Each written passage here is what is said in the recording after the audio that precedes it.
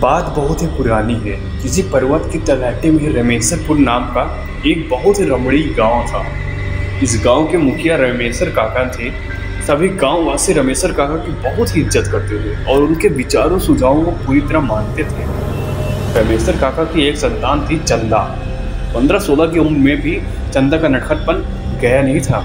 वह बहुत ही शरारती, उसके चेहरे पर कहीं भी शर्मीलापन था ही नहीं। लेकिन हाँ, उसके चेहरे से उसका भोलापन जरूर छलकता था। उस समय हर माँ बाप की बस एक ही ख्वाहिश होती थी कि उनकी लड़की को अच्छा घर मिल जाए और वह अपने ससुराल में खुश रहे। रमेशर काका भी चंदा के लिए आसपास के गांवों वर देखुआ बनकर जाना शुरू कर दिए थे। एक बार पास के एक गांव के उनके मुखिया मित्र ने कहा कि उनकी नज़र में एक लड़का है, अगर आप तैयार हों तो मैं बात चलाऊं। रमेशर काका के हाँ करते हुए उनके मुखिया मित्र की अगुवाई में चंदा का विवाह तय हो गया। चंदा का पति नदेसर उस समय कोलकाता में कुछ काम करता था। नदेसर देखने में बहुत ही सीधा साधा और सुंदर युवक था। वह रमेशर काका को पूरी तरह से भा गया था। खैर, शादी हुई और रमेशर काका ने नम आँखों से चंदा को विदा किया। कुछ दिनों में चंदा अपने ससुराल में भी सबकी प्रिय हो चुकी थी। 1-2 महीना चंदा के साथ बिताने के बाद नदेसर भारी मन से कोलकाता की राह पर निकल पड़ा। चंदा ने नदेसर को समझाया कि कमाना भी जरूरी है और 5-6 महीने की तो बात है, दिवाली में आपको फिर से घर ही आना है। तब तक मैं नजरें बिछाए आपका इंतजार प्रसन्न मन से कर लूँगी। कोलकाता पहुँचने पर नदेसर ने फिर से अपना काम धंधा शुरू किया, पर काम में उसका मन ही नहीं लगता था। बार बार चंदा का शरारती चेहरा उसकी आंखों के आगे घूम जाता। वह जितना भी काम में मन लगाने की कोशिश करता, उतना ही चंदा की याद आती। नदेसर की यह बेकरारी दिन व दिन बढ़ती ही जाती। उसने अपने दिल की बात अपने साथ काम करने वाले को, अपने 5 मित्रों को बताई।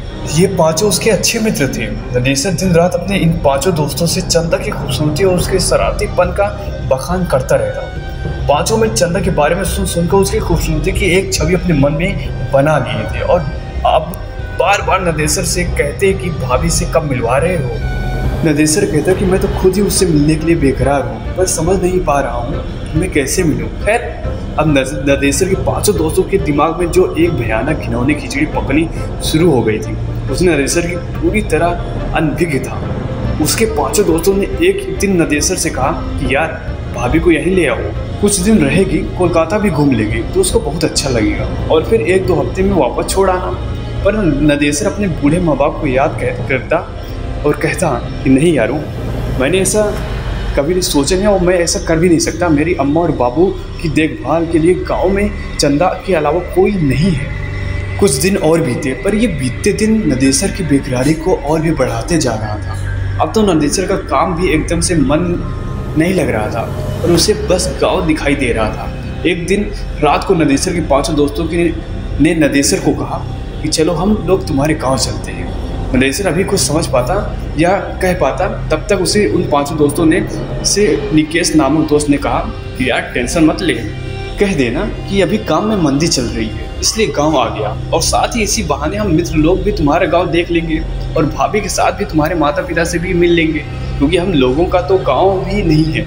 इसी कोलकाता में पैदा हुए और कोलकाता को भी अपना घर बना लिए। हम लोग भी चाहते हैं कि कुछ दिन गाँवाई आबोहवा को आनंद लें। नदेसर तो घर जाने के लिए बेकरार था ही, उसे अपने दोस्तों की बात भली लगी। फिर क्या था, दूसरे दिन नदेसर अपने उन 5 दोस्तों के साथ अपने गांव के लिए निकल पड़ा। उसके गांव के आसपास बहुत सारे घने जंगल थे। इस पर्वतीय इलाके के इन पहाड़ वासियों के अलावा अगर कोई अनजाना आ जाए तो वह जरूर रास्ता भटक जाए और हिंसक जानवरों का शिकार बन जाए। ट्रेन और बस की यात्रा करते करते आखिरकार नदेसर अपने 5 दोस्तों के साथ अपने गाँव के पास एक छोटे से बस स्टेशन पर पहुँच गया। इस स्टेशन से उसके गांव जाने के लिए अच्छी कच्ची सड़क भी न थी। जंगल में चलने से बने पगडंडियों से उपाड़ खाबड़ रास्ते से होकर जाना पड़ता था। जंगल में चलते जाते जब नदेसर से निकेश ने पूछा कि भाई नदेसर, अभी तुम्हारा गांव कितनी दूर है, तो नदेसर ने प्रसन्न होकर कहा कि यार अब हम लोग पहुंचने ही वाले हैं। नदेसर की बात सुनते ही निकेश हाँफने का नाटक करते हुए वहीं बैठते हुए बोला कि यार अब मुझसे चला नहीं जाता, उसकी बात सुनते ही नदेसर ने कहा कि यार हम लोग पहुंच ही गए हैं और अब मुश्किल से 5 मिनट भी नहीं लगेंगे। पर नदेसर की बातों को अनसुनी करते हुए उसके अन्य 4 दोस्त भी निकेश के पास ही बैठ गए। अब नदेसर बेचारा क्या करे, उसे भी रुकना पड़ा। नदेसर के रुकते ही निकेश ने अपने हाथ में लिए एक झोले से एक अच्छी सी नई साड़ी और साथ ही चूड़ी आदि निकालते हुए कहा, यार नदेसर, हम लोग भाभी से पहली बार मिलने वाले हैं, इसलिए उसके लिए कुछ उपहार लाए हैं। उसकी बात सुनते ही नदेसर ने कहा कि यारो इसकी क्या ज़रूरत थी। पर निकेश ने हंसकर कहा कि ज़रूरत थी भाई, हमारी भी तो भाभी हैं, हम पहली बार उससे मिल रहे हैं तो बिना कुछ दिए कैसे रह सकते हैं। इसके बाद निकेश ने कुटिल मुस्कान चेहरे पर लाते हुए नदेसर से कहा कि यार नदेसर, क्यों ना भाभी को सरप्राइज़ दिया जाए। ये काम करो, तुम घर जाओ और बिना किसी को बताए भाभी को घुमाने के बहाने यहाँ लाओ और हम लोग यहाँ भाभी को यह सब उपहार दे देंगे और उसके बाद ही फिर से तुम दोनों के साथ तुम्हारे घर चलेंगे। भोला नदेसर हाँ में हाँ मिलाते हुए तेज कदमों से घर की ओर गया और लगभग 30 से 40 मिनट के बाद चंदा को लेकर दोस्तों के पास वापस आ गया। फिर क्या था, चंदा से हुए 5 दोस्त एकदम से अपनी भाभी की तरह मिले। चंदा को भी बहुत अच्छा लगा। इसके बाद जब चंदा ने उन्हें घर चलने के लिए कहा तो अचानक उनके तेवर थोड़े से बदले नजर आए। निकेश और नदेसर के अन्य 4 दोस्त चंदा और नदेसर के पास पूरी सख्ती से खड़े हो गए थे। चंदा और नदेसर के कुछ समझ पाते इससे पहले निकेश ने दांत भींचते हुए तेज आवाज में नदेसर से कहा कि साले, मैं अपनी बहन की शादी तुमसे करना चाहता था पर तुम बिना बताए गांव आकर अपनी कर लिए। उसकी बात सुनकर नदेसर ने भोलेपन से कहा कि निकेश भाई, आपने तो कभी हमसे अपनी बहन की शादी के बारे में बात भी नहीं की थी और जब मैं घर आया था तो यहाँ माँ बाबू ने शादी कर दिया था, भला मैं उन्हें मना कैसे कर सकता था। पर नदेसर की इन भोली बातों पर उनका 5 दैत्यों पर कोई असर नहीं हुआ। उनमें से 2 ने नदेसर को कसकर पकड़ लिए थे और 3 चंदा का चिन्ह करने लगे थे। अभी नदेसर या चंदा चिल्लाकर आवाज़ लगा पाते इससे पहले उन दोनों के मुंह में कपड़े ठूंस दिए थे। फिर निर्वज चंदा और घनेश्वर को उठाकर वे लोग कुछ और घने जंगल में ले गए। घने जंगल में ले जाकर उन लोगों ने नदेसर की हत्या कर दी और चंदा की इज्जत से खेल बैठे। लगभग वे 5 नर पिशाच घंटों तक चंदा को दागदार करते रहे। वो चिल्लाती रहे, भीख मांगती रही पर उन भेड़ियों पर कोई असर नहीं हुआ। अंततः अपनी वाली करने के बाद उन 5 ने चंदा को भी मौत की घाट उतार दिया। वहीं जंगल में सूखी पत्तियों में उन्हें ढक कर आग लगा दिए। आग लगाने के बाद ये 5 दोस्त जिधर से आए थे उधर को भाग निकले। जंगल जलने लगा और जलने लगी चंदा और नदेसर की जिस्म। सब कुछ स्वाहा हो गया था। इस आग से आसपास के गांव वालों को कुछ भी लेना देना नहीं था, क्योंकि जंगल में आग लगाना कोई बहुत बड़ी बात नहीं थी। कोई भी अपने लड़ाई में जंगल में आग लगा दिया करता था।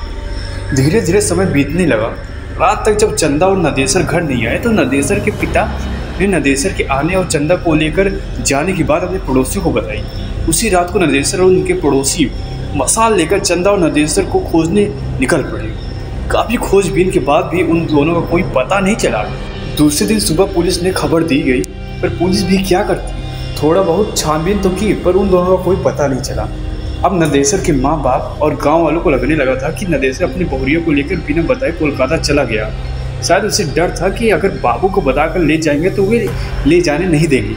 अगर कोलकाता में नदेसर कहाँ रहता है, क्या करता है, इन सब बातों के बारे में भी नदेसर के माता पिता और गाँव वालों को बहुत कम ही पता था। धीरे धीरे करके 8-9 महीने बीत गए। अब नदेसर के माता पिता बिना नदेसर और चंदा के जीना सीख गए थे। इधर कोलकाता में एक दिन अचानक निकेश के घर पर कोहराम मच गया। हुआ यह था कि किसी ने बहुत ही बेरहमी से उसके गुप्तांग को दांतों से काट खाया था। उसके शरीर पर जगह जगह भयानक दांतों के निशान भी पड़े थे और वह इस दुनिया को विदा कर गया था। पुलिस के पूछताछ में उसके घरवालों ने बताया कि पिछले 1 महीने से निकेश का किसी लड़की के साथ चक्कर था। वे दोनों बराबर एक दूसरे से मिलते थे, पर लड़की कौन थी, कैसी थी, किसी ने नहीं देखा। पर इसी दौरान पुलिस को निकेश की बहन से एक अजीब व डरावनी बात पता चली। निकेश की बहन ने बताया कि एक दिन जब निकेश घर से निकला तो वह पीछे पीछे होली थी। निकेश बस्ती से निकलकर एक सुनसान रास्ते में बनी एक पुलिया पर बैठ गया था। वहाँ से मैं लगभग 20 मिनट की दूरी पर एक बिजली के खंभे की आड़ में खड़ी होकर उस पर नज़र रख रही थी। मुझे बहुत ही अजीब लगा, क्योंकि ऐसा लग रहा था कि निकेश की किसी से बात कर रहा है, किसी को पुचकार रहा है, पर यहाँ तो निकेश के अलावा कोई था ही नहीं। फिर मुझे लगा कि कहीं निकेश भैया पागल तो नहीं हो गए हैं ना। अभी मैं यही सब सोच रही थी तभी एक भयानक काली साया मेरे पास आकर खड़ी हो गई। वह छाया बहुत ही भयानक थी, पर छाया तो थी, पर छाया किसकी है यह समझ में नहीं आ रहा था। मैं पूरी तरह से डर गई थी। फिर अचानक वह छाया अट्टहास करने लगी और चिल्लाई, अब तेरा भाई नहीं बचेगा, नोचा था ना मुझे, मैं भी उसे नोच नोच कर खा जाऊंगी। और हाँ, एक बात तू याद रख, अगर यह बात किसी को भी बताई तो मैं तेरे पूरे घर को बर्बाद कर दूंगी। इतना कहते ही निकेश की बहन सुबह सुबह कर रोने लगी। इतना सुनते ही पुलिस और आसपास के झूठे लोग सख्ते में आ गए और पूरी तरह से डर भी गए, क्योंकि निकेश का जो हाल हुआ था वह यह बयां कर रहा था कि इसके साथ जो हुआ है वह किसी इंसान ने नहीं, अभी तो भूत प्रेत ने ही किया होगा। यह कहानी यही समाप्त होती है, पर इसके अगले भाग के रूप में एक कहानी और आ सकती है कि क्या निकेश का यह हाल किसी भूतनी ने ही किया था या किसी और ने। कहीं चंदा तो नहीं या नदेसर। निकेश के अन्य 4 दोस्तों के साथ क्या हुआ, क्या उनके साथ भी यही चीज़ होगा? तो देखते हैं अगले एपिसोड में।